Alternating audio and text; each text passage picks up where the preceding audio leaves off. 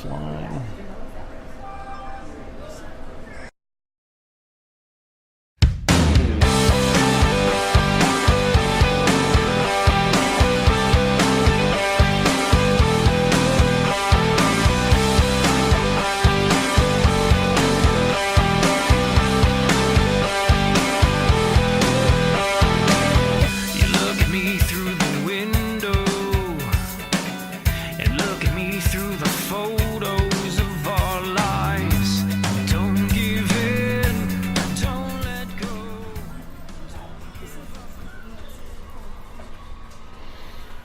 Hello again and welcome to another episode of the Pitt Panther Preview Show presented by the Arsenal Cider House, home of Western Pennsylvania's first and best cidery with 3 unique locations. One in Wexford at the Sorgel Farms location, South Hills Trax Farm location where we are each and every week, and of course the original down in Lawrenceville. My name is Jason, I'll be your host as usual, and my sidekick once again and as always, Zach Kaminsky. He's to my left, and as our friend Bill Hillgrove would call that, it would be a sidecar, wouldn't it? Yes, it would. Sidecar to the left, I think, is how we would call it. Once again, we want to thank Arsenal for hosting us last week. Well, last week it was packed down here with the Autumn Festival kicking off, and I think this week is a little bit of a reprieve with the Peters Township Indians, I think is what they are. I think they're home this week, so I think it's a little bit of a slowdown. So if you get a chance, come on down. They've got 3 new great options introduced. Actually, I think they kicked off last night. We have a pumpkin, which is actually in the sorbet machine. So if you can picture apple butter ice cream is basically how I would describe it. They also have it, of course, in wine form. They have a sour cherry that I think, Zach, you are partaking in right now. And they also have a peach, which I'm also into that too. So, once again, thanks to the Arsenal Cider House. All right, Zach, I'm going to kick us right. We're going to dive right into the review from last week because, once again, we give predictions and they're not even close. We're not even in the ballpark. We got an offense that is stuck in neutral. We had quarterback problems and an offensive coordinator who doesn't know if this is a running offense, a passing offense. So I'm going to let you take it from there. What did you see last week? Well, you're definitely right, Jason. Glad to be back here at the Arsenal Cider House for week 4. Or I guess we're going on week 5 already. Season's going by fast. We're almost at the halfway point. Yeah, I mean, obviously, like you said, our predictions are way off. Obviously, we're the optimistic ones. Going into the Georgia Tech game, definitely thought they had an opportunity there down in Atlanta on a beautiful Saturday afternoon at Bobby Dodd Stadium, but I don't think it was for a lack of effort. Obviously, they came out blazing. Thought they were going to get off to a good start there. They did. And it kind of just got away from them shortly after that. Obviously, the offense came out gunning. They scored a touchdown within a few minutes of the kickoff. But it's frustrating. I know it keeps on being the same song and dance every week that we talk about this Pitt football team and being frustrating, I guess would be the word. I mean, I don't know, man. I'm still optimistic. I'm still looking at it, but that was a tough one to swallow. I mean, I think that we look at this beginning part of the season here, and we knew it was going to be a tough one. And like we said last week, it's been a kind of a weird start to the season. You had an easy game against Youngstown State, which was kind of went into overtime. You had went on the road against number 4 team in the nation, played number 9 at home, and then you played a gimmick offense last week. It was a difficult opening 3 or 4 games. It was a difficult, quarter of the season, third of the season. So hopefully they can start righting the ship here. Saw an improved defense. I would say the defense was definitely improved. When you get 4, I believe it was 4 turnovers. Almost 5 turnovers in the game, and you get 0 points 4 off those turnovers, you're not going to win Unacceptable. You're not going to win many games like That's that. unacceptable. It's unacceptable. You're not going to win many games like that. I think we just heard something break at Trax Farm. And I think that was the Pitt football team. It's frustrating, man. Yep. I mean, you keep sitting there, you keep looking, you keep scratching your head, sitting there saying this is going to be the week, and it's never the week. Everything we talked about last week and getting questions answered about the offense, the defense, the quarterback, the running back. The Every receiver. key we talked about, except for the quarterback situation, was the difference. Yeah, I mean, it came to fruition. I remember during the first quarter of the game, me texting you, reaching out to you during the game and saying, okay, we already hit this key. Yep. We hit the next key. Yep. And we were only even in a quarter way through the game. Maybe we jinxed it. I don't know. I think we did, man. I know we keyed on the Henderson. Yep. We said he needed to make a big play in the special teams game in the area. He did. Whitehead made an impact right away. Had a 30-yard run with his first carry. Yep. And then he obviously recovered the fumble early in the game, which was again, you think you have the ball at their 35-yard line, and you can't get anything off of it. Kind of wonder, a lot of missed opportunities in that game. Didn't the kicker miss a 55-yarder or something like that, or 53-yarder? Kicker missed an early field goal. He came back and hit a 55-yarder, I believe. Right. But the early field goal he missed is the one where they took over the ball, had a chance, to extend the lead, and just didn't. When you get a chance to extend the lead on the road, you have to. Those are opportunities you cannot pass up on. We went into the game talking about one of the keys was the quarterback situation and how, the old saying is if you've got two, you've really got none. And right now, truly, their best options, a red shirt right now, I do believe, sitting on the bench. I think their best option right now is a guy that's sitting on the bench and hasn't played a snap. I truly believe it. I truly believe it because Ben DiNucci, as you so perfectly pointed out 2 weeks in a row, they either don't throw or they either don't call plays that require him to throw the ball more than 15 or 20 yards down the field, or they bring in Max, and trying to be clever, he throws the same out patterns as Ben does. And Max is the guy who can throw down the field. That's the guy you expect to make those throws, and he just doesn't. And it was asked during the press conference this week how, you can't ask directly, who's calling, how's this being called? Is it called differently or whatever? Because you're not getting straight answers. All right, I've been to several of these now, and I can tell you, and it's not a rip on anybody, he can't be perfectly honest. No coach can, okay? None of them. So I didn't even bother asking the question, but I'm firmly convinced that the offensive coordinator, he may be calling the plays, but the check down is what's being answered every time. That's the one that's being. I don't see that. But I guess the question becomes, and I definitely understand what you're saying. The question becomes, though, is each quarterback scared to make a mistake?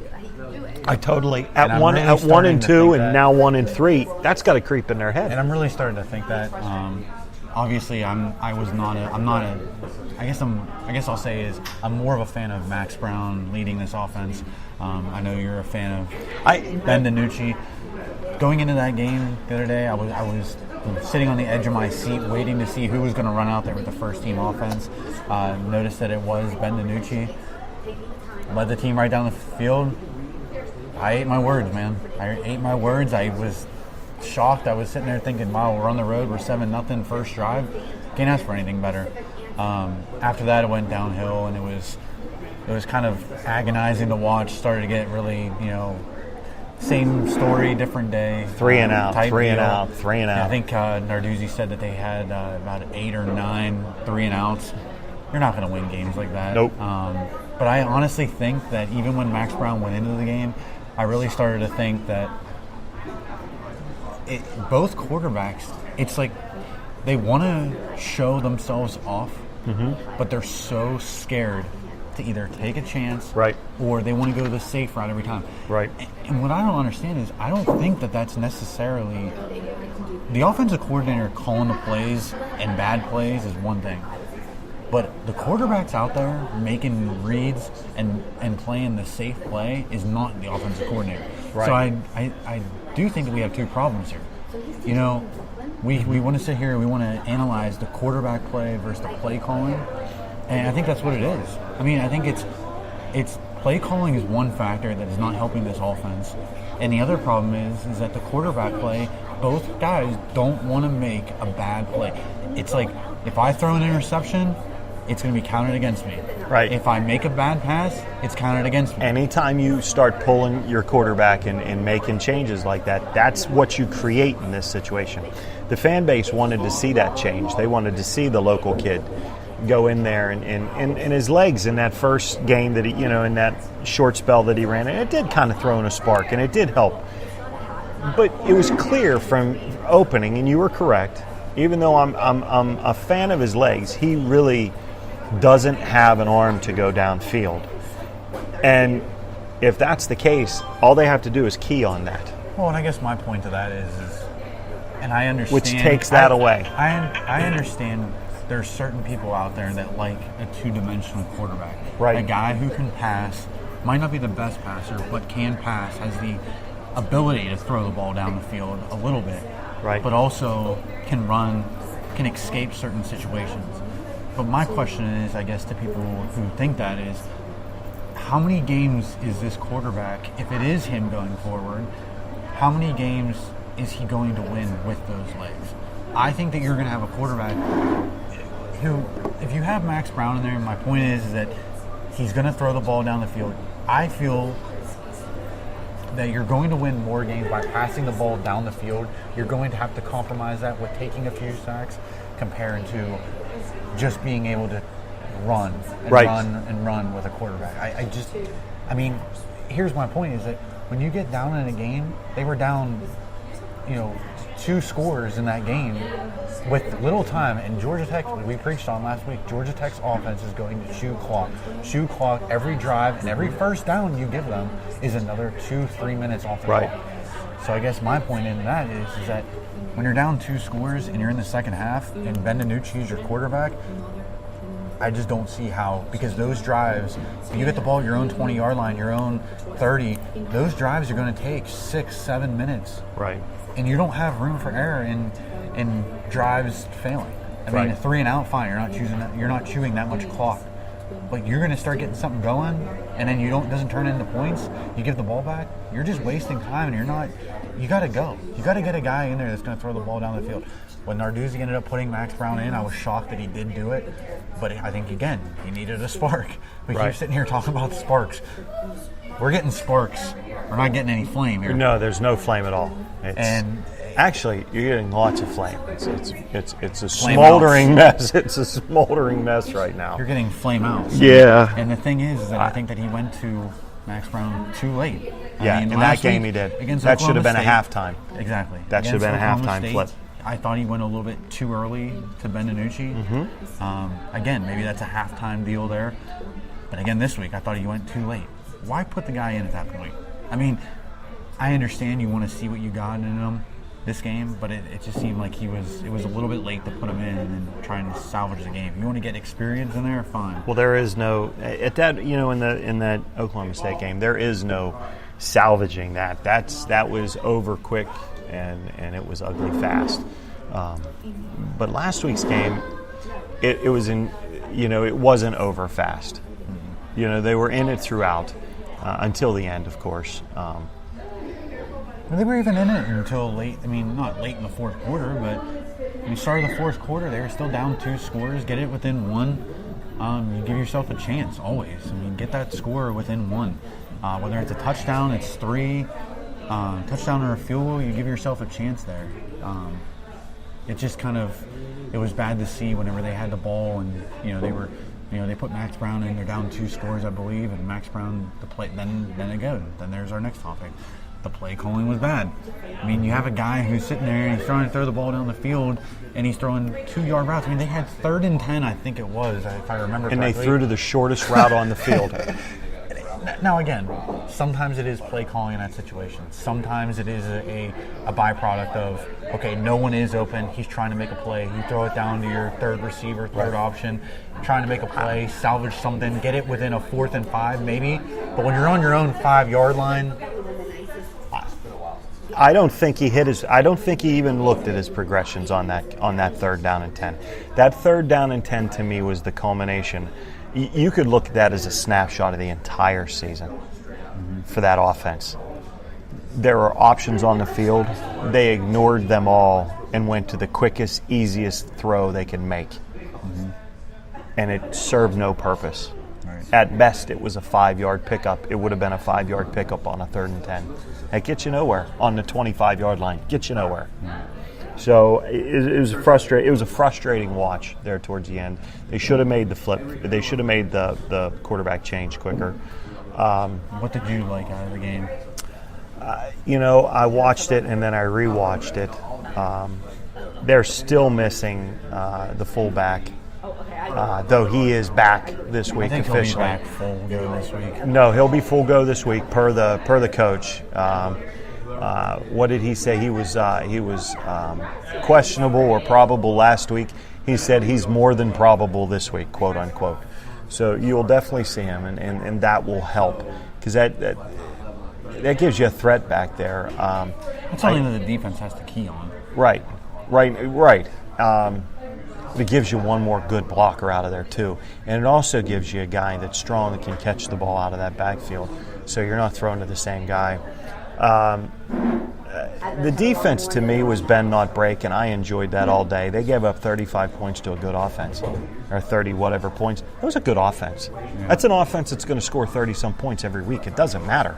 It is. I mean, they're going to score 30 points against Clemson. They're going to give up 65, but they're going to score 30 points against Clemson. So giving points up to that gimmicky offense, you're going to do it because you don't face it every week. No, you don't face it every week, and it is tough to keep stopping the run. I mean, each play looks the same. It's totally different each time. I thought the defense played well. When you get 4 turnovers, I don't care how many points you give up. You keep your team in it. You're giving them opportunities, especially in scoring territory. That goes on the offense. I mean, you got to make plays, and you got to capitalize off those turnovers. I mean, at least, not saying every time you have to, but you got to capitalize on a few of those. Yeah, absolutely. And once again, we're at the Arsenal Cider House here in the South Hills, Peters Township, Finleyville, Pennsylvania. Talking Pitt football as per usual, and certainly the woes of a 1-3 start. Something else that struck us this past week, and you've keyed on it the last couple of weeks, is Kadri Olesen and how, I don't know, almost looks as if from time to time his heart's not even in it. Is that a good depiction? Is that how you would call it, or am I being mean about that? And I don't mean it in the sense where I don't think he's trying. I believe he's trying, but you just don't seem to say you don't see the same effort from him week in and week out. You really don't. Yeah, I would agree with that. I don't know if there's something that's lingering, an injury. I don't want to keep blaming production on injuries. I'm not a component of that. I'm a component. If you're injured, don't play. If you're not going to be able to give 90%, 100% the entire game, you shouldn't be out there. You're just hurting the team. I don't know if that's part of the problem. I mean, obviously he looked great when he returned the kick the other day for an 80-yard touchdown. So he did look great in there, and he showed speed. I don't know. I think the key word that you just said definitely might be true. I mean, I didn't even really think about that. Whether his heart was in it or not. It just looks like there's something wrong. I mean, I don't know. I've through 4 games, and I know it's only 4 games, but before we know, we just said earlier in the show that we're almost at the halfway point already. And, it just seems like this, I don't know. I just have a weird feeling with this team this year. last year, it's like you couldn't wait for every game, and you knew that they were going to be able to be in it every game. It just seems like not everyone's on the same page. It does seem like either he's upset about something, either he thinks he shouldn't be playing because he's injured, or he's trying to fight through an injury and he's trying to still produce, or he wants the ball more. I don't know, man. I thought we'd see him more on this offense as a receiver. Maybe it's like we were talking about Cam Sadler and how whenever he was at Pitt, they didn't really use him the right way. They used him as a receiver. Guy wasn't a receiver. No. He was a running back slot receiver that was like Quadru Henderson is last year. Correct. I don't know. I mean, I think that Henderson is a receiver, but he's a crossing route guy. Mm-hmm. He's a Wes Welker. He's a Danny Amendola. He's that type of receiver. He's not a go downfield. He's not a post pattern guy. He's a 5-yard crosser that should be beating a linebacker every week. He's also a guy that shouldn't be given a jet sweep on a 3rd and 1. No, or a 4th and 1, or whatever right. that was. And that goes again with the play calling. I mean, did you, I wanted to throw things at that moment, and I couldn't believe the call. I think if you're gonna run that on 3rd and 1 to him and he doesn't get it, in your mind you're gonna go for it on 4th and 1 or 4th and 2, depending on where you are on the field and depending on what the game situation is. If you think that you're gonna punt it, if you don't get it, then that's a dumb call. As an offensive coordinator, what I would have done is I just think that so many teams now, just like Georgia Tech, they're gonna run that option. Teams now, I feel like, they know you're gonna run that. Mm-hmm. It's old.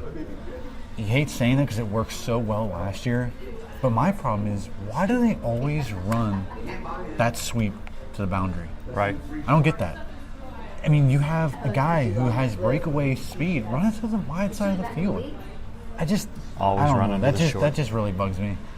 But I don't know. I don't know if his heart's in it or not. I don't know. Maybe there's something that is aggravating him. I don't know. It's not just the running game, though. It's not just the running game. We talked about Jester Wea the weeks prior. His woes continue. And in the week before against Oklahoma State, when they were getting, lapped, they were it looked like Ben DiNucci had found a little chemistry with a couple of his guys, one in particular. Lopes. And then in Matthews, of course, he started throwing. This past week, I didn't see any of that chemistry.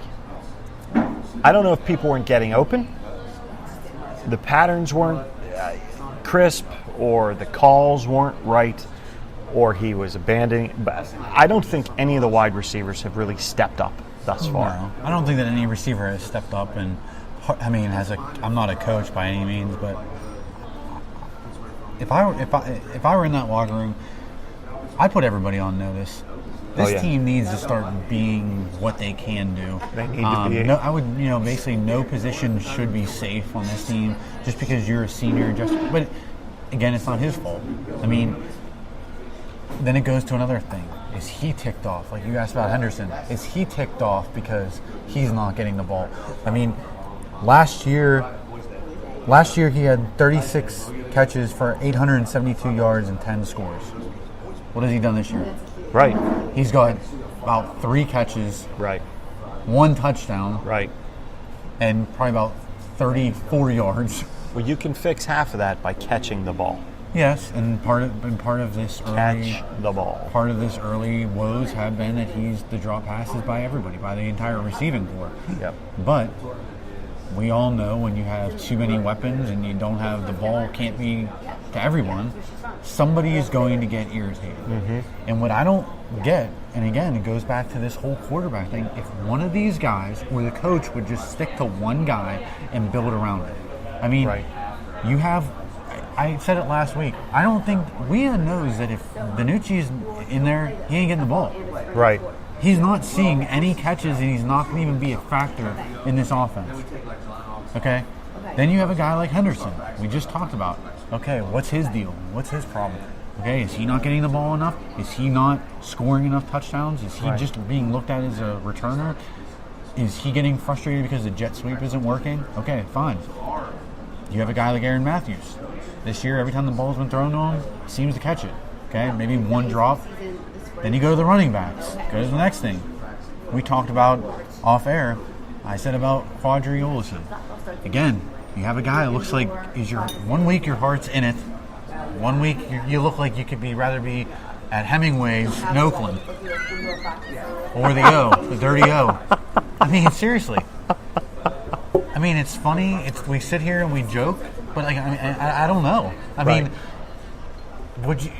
there's been through the 3 years that he's been here, there's been questions, grumblings, whether this guy's heart's been in it, whether he was out of shape, he was in shape, he was comfortable with the offense, he was mad behind James Conner. Right.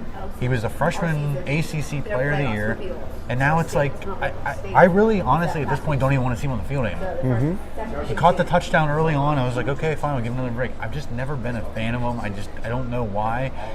Part of me just looks like he's like a ragtag football player, and he's just kind of thrown out there. And the coaches, I feel like, are giving him every opportunity, but it's just, I mean, last week again, handful of carries, handful of yards. His offensive line didn't help him at all last week. No, and that's something my question to you. I mean, is this whole problem?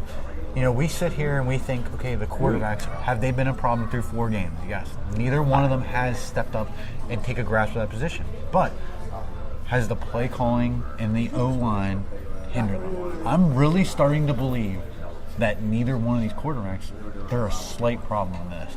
I'm really starting to think this offensive coordinator is the big problem with this offense. I've been saying that now for a couple of weeks, because I don't think, you know, when you bring in an offensive coordinator, a lot of times you're bringing in a guy who brings in his own style. He brings in his own stuff. But is it his own style? It isn't this. He inherited Matt Canada's system, and he's running Matt Canada's system because everybody's used to it. He didn't want to reintroduce anything else. He wanted to run Matt Canada's system because it was so effective. He was told to do that. Okay. Now that we're in there, he doesn't call the plays like Matt Canada. No. He doesn't. He doesn't have that flow. He doesn't have the flow, but he's also. It looks like he's sitting up there in the press box and he's pulling plays out of a hat. Right. Okay, here I got a hat, and we got 40 plays in. Let's shake it up. Let's magic 8 ball. Yeah, let's pull out a play that we're going to run on this play. Whether it's 3rd and 10, 3rd and 3, 3rd and 5, 1st and 10. Mm-hmm. I mean, the play calling in the games don't even gel. Right, they don't. Now, I do know that some teams do script. Okay, the first drive last week looks like it was scripted, and it worked. It worked to but perfection. As the game goes on, this stuff just looks like it's, okay, well, it's 3rd and 10. We're going to call a 4-yard. I mean, I don't ever want to see any more 4-yard passes, 2-yard passes. I'm done with that. It just gets so agonizing that we're calling a play 4th and 15. We're going for it late in the game. The game's out of reach, and we're throwing a 3-yard check down. Right. It's demoralizing. Your offensive line, your offensive players have to feel defeated, knowing full well that that's what's going to happen on that play, feeling like, why am I even working at this right now? No, and going back to the offensive line play, I mean, I don't know if necessarily like you said, is the offensive, the running backs, are they not producing because the offensive line, is the offensive line not blocking enough on pass plays, where, okay, we got to get the ball out quick and we're just going to go the safe route and we can't let the plays develop? I thought going into this year, you lost Dorian Johnson, you lost Adam Bisnawadi, 2 guys that went to NFL camp. So you did lose 2 big pieces. But you still had guys 3 starters in there that were still good. You had 3 starters. 1, though, didn't come back till game 2 or whatever, Alex Buxer. But the fact is, the guy that plays right next to him, when asked about it in the press conference, Coach flat out said, I'd love to have, 5 or 10 more Alex Buxers. It's the guy that's next to Alex Buxer that is the issue right now. It's the guys that are next to the guys that know those are the guys that need to perform. And and that's telling. That's saying, hey, guess what? We've got 2 or 3 guys we're comfortable with, but then we got 2 or 3 guys that aren't performing. And it was plain as day. That's what he said. I mean, it's plain as day. So,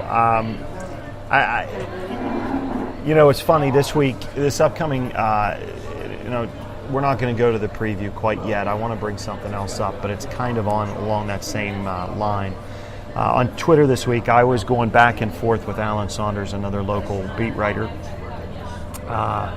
for one of the publications locally, and he had tweeted out, could there be a worse time to play Rice coming off of those, a 1-3 start,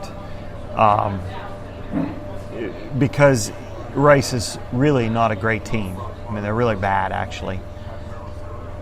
Even if Pitt plays well, you still don't know what you have after a game like that. And I came back at him and I laughed, and I'm like, Alan, I said, I don't think there's a better time in the world to play this Rice team right now. You got an offense as a whole, but an offensive line, both, that need so much confidence build.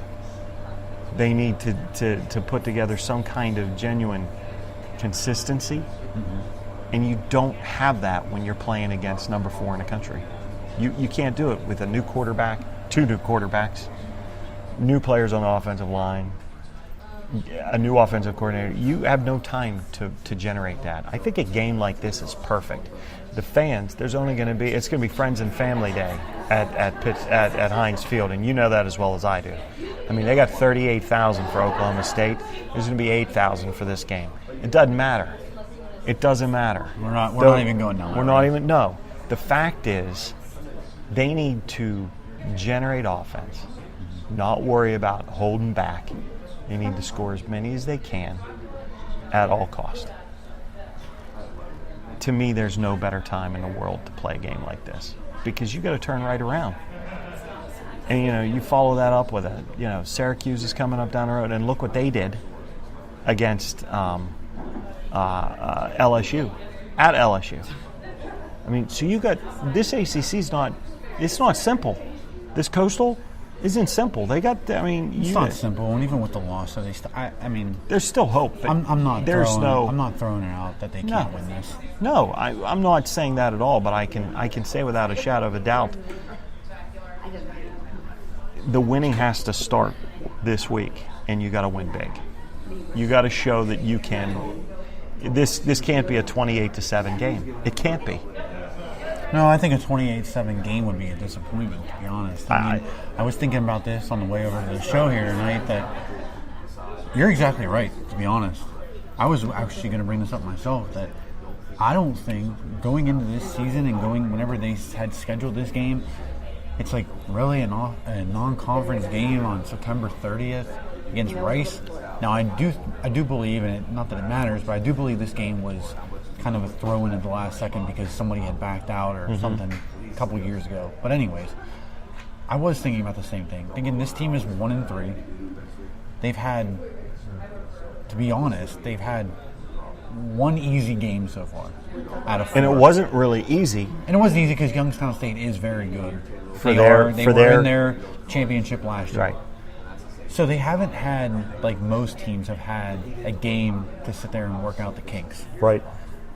And I think that after the start that you've had against the opponents that you've had, I think this is a good week to take a deep breath, take a step back, be at home, and say, okay, guys, we're going to go, we're going to play this team. And take care of business. We're going to take care of business, but we're also going to, this is a game to iron stuff out. Mm-hmm. This isn't here to play games. This isn't here to sit there. This is here to win big. Right. You're a 21-point favorite.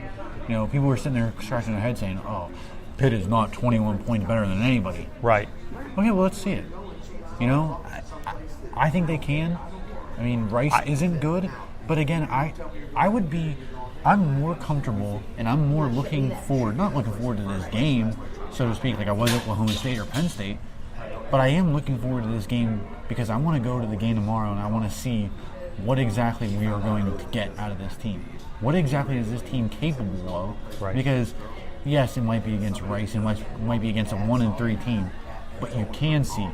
And it's also a good week to take a step back from get out of ACC play. Right. Take a deep breath and say, okay, let's reconfigure ourselves. Right. Let's let's press the restart button. Right. Absolutely.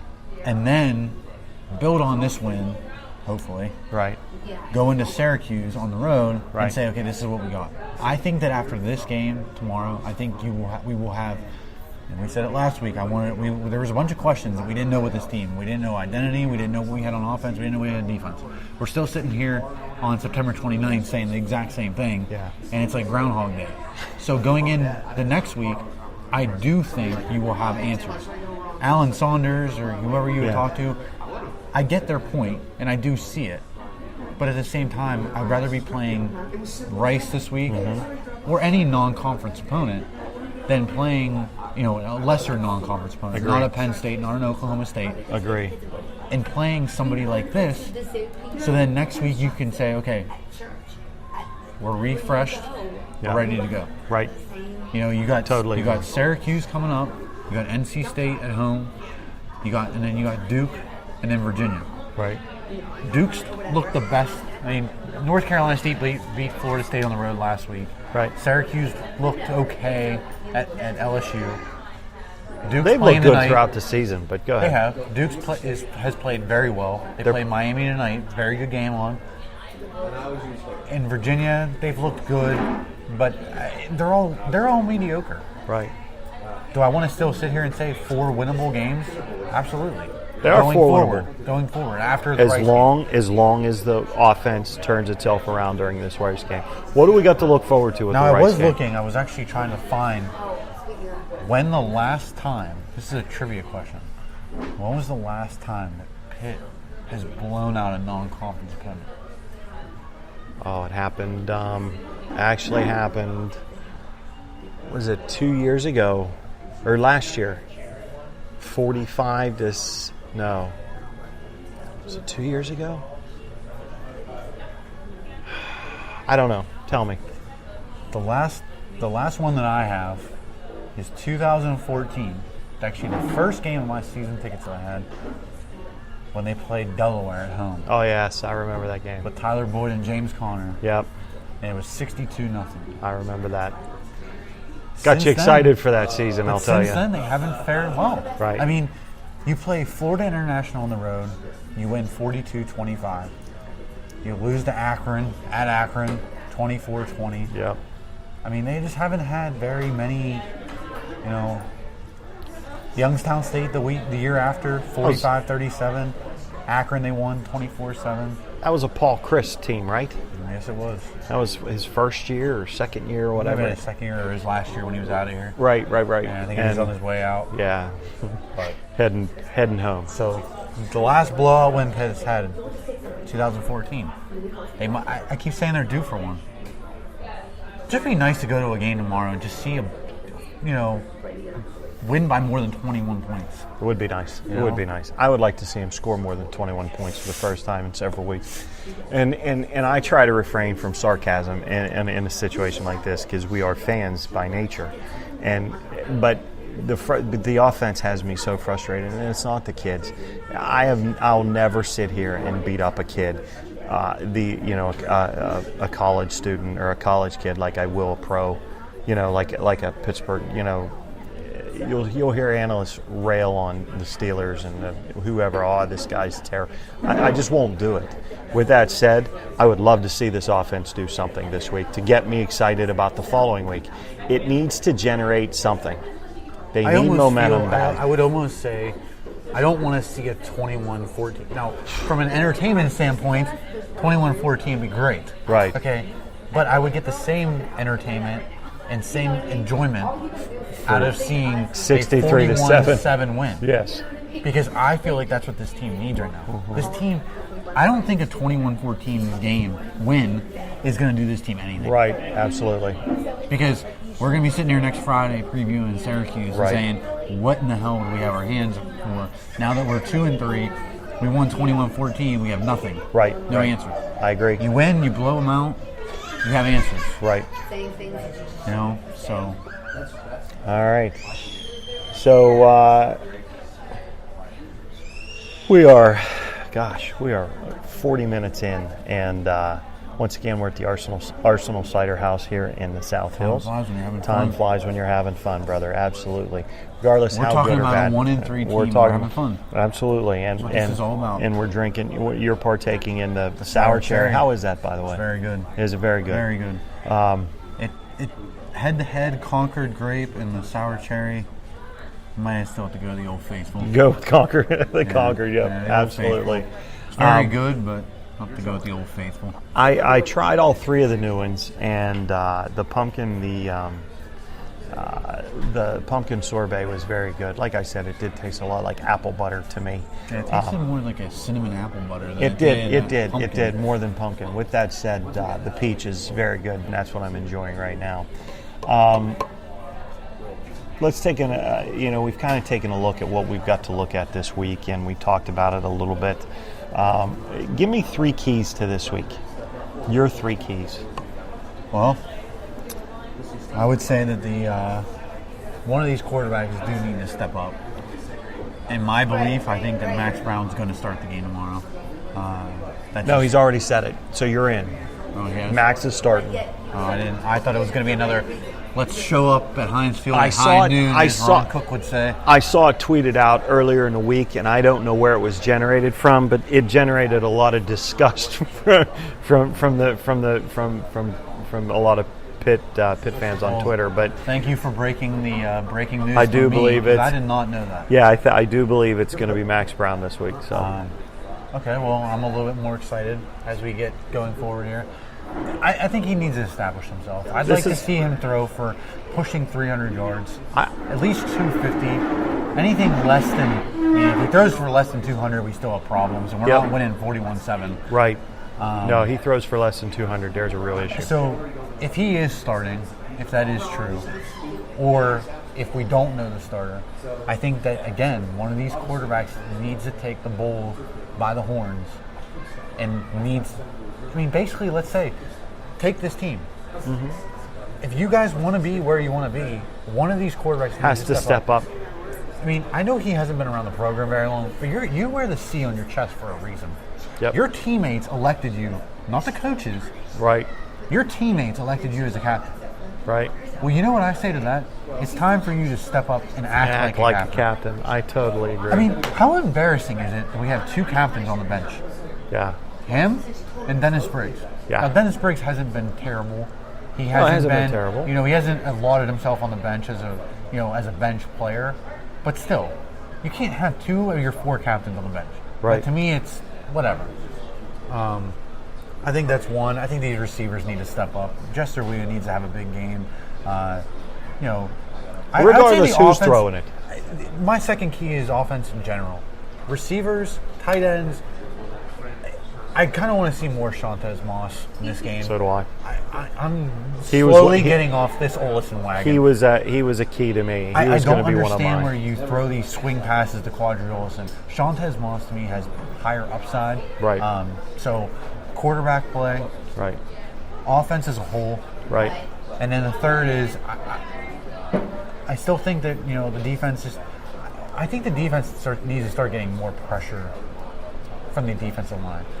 I'm starting to see significant improvement from the secondary. Yep. The linebackers play last week wasn't bad. They were ball hawks a little bit. Right. So my third key is that the defensive line needs to get more penetration, needs to get more to the quarterback to win this game. Well, what's funny is whenever you bring somebody back into the fold that is as good as Jordan Whitehead is, and we've talked about it, he's the best player on the field at any one time. Yeah, it's really good. At any time, he's their best player. I don't care about Henderson and all these others. They're all very good, but Jordan Whitehead's the most talented guy on this team. If you had a team full of him, this would be a different ball. This would be a completely different start to the season. Well, I think any team would like to have 11 Jordan Whitehead. Absolutely. And my partner right now is trying the peach as I've been drinking, and I kind of gave him the thumbs up. It's really good. Anyway, but when you bring somebody like that in the mix, and you see somebody, it moves everybody else. So it puts everybody else in the positions they were supposed to be in. it pulls out the weakest link per se, and that's not Dennis Briggs per se. No, but you're, you know what you're I'm saying? taking a lesser quality player Correct. off the field. Correct. A guy that can come in the nickel, come in when you need to cover when there's 3rd and 14, 3rd and 10 or whatever, and they're faced with that often. They put teams in that situation often throughout the season, and they've given up first downs often. But it was because they didn't have the likes of Whitehead back there that could play center field, that you could count on knowing that he's going to be right where he needs to be. And that, when Coach talked about it during the press conference, when one guy is seeing something for the first time, he's looking at these players for the first time, not on camera, not on video. And he's looking for them to do the one thing the coach told him. If he looks here, he's going there. If he's going there, if he moves his shoulders this way, that means he's going to throw this way or whatever. He's looking for those keys. Those quarterbacks know that. Mm-hmm. They also know that these are young kids that have never seen live action as a starter. And they know what their own keys are. So he's like, well, he's looking for this. So guess what? The fake happens, the kid bites, and bang, he's, and that's what's happened time and time again. So if you put Jordan Whitehead back in the mix, bang, that eliminates half of that problem right there. Yeah. That eliminates it. So my 3 keys, once again, Jordan Whitehead. He is going to shut down whatever passing game that is in there, that is out there. Hit between him and Avonte Maddox, they will play shutdown back there. There will be no big plays this week. That is my personal guarantee, no big plays this week. So, Jordan Whitehead, no big plays. And I'm not going to say offense. I'm going to say play calling on offense. I'm not looking for Max Brown or Ben DiNucci. I'm looking for play calling. This week there should be no reason. Play calling to help out the quarterback. Correct. There should be no checkdowns. There should be no checkdown. If you've got 3 wide receivers out there, 2 wide receivers, there should be no reason you're throwing to the guy in the flats. None. Jester Wee is the best athlete on the field on offense. The tallest wide receiver. Rice doesn't have a guy. If you look at the raw, they don't have a guy that can cover him. He should be targeted 10 to 12 times. And a game like this turns head around. So it's play calling to me. Mm-hmm. Play calling is here. Jordan Whitehead and the defense is here. Oh, those are good. I mean that's where I see it. I definitely agree with you on the Jordan Whitehead. He just adds an element to the game where not many teams can add, especially for this Pitt team. He does add the spark, as Narduzzi would say. Mm-hmm. He definitely is that for the defense. Also, I think he's a little bit calming out there. He's calming for the defense because they know that they can rely on him. Your play calling one, definitely agree with that. I think this offense needs just right the ship. Let's call it a good game. Let's not have anyone being hindered by play calling. I think those are all good. Let's take a look at the Rice Owls real quick. Same record as your Pitt Panthers. They are 1-3 overall. They do have losses to Stanford. They beat Florida International. So they are 1-1 in Conference USA. Their head coach is David Bailiff, 11th season with Rice. Last week they lost to Florida International 13-7. Barn burner there. The quarterback, Jackson Tyner, he's the starter, but the Owls have quarterbacks that have combined for just 1 touchdown pass all season. That sounds familiar. So hopefully the Pitt defense can capitalize on that, not let up any more than 0. Right. Running backs like Georgia Tech last week. Rice has a bunch of runners. Samuel Stewart is a starter there and is a dual threat, can catch and run. Expect to see action from Austin Walter and Ellerby. Wide receivers, not an overwhelming trio of pass catchers for Rice here. Jordan Myers has the most receptions out of the group with 8. But Aaron Cephas has 133 yards receiving and the lone TD for the Rice Owls from the receiving corps. Kylan Branson will be in the mix too. Look out for him. Tight end Robbie Wells III does more blocking than catching for the Owls. Defense, we were talking about the Pitt offense. This defense just looks plain out terrible, buddy. Mm-hmm. If you're looking for a defense that Pitt can finally get the ball rolling against, this is it. It's these guys. They can get to the quarterback. Pitt's offensive line had better be up to the task.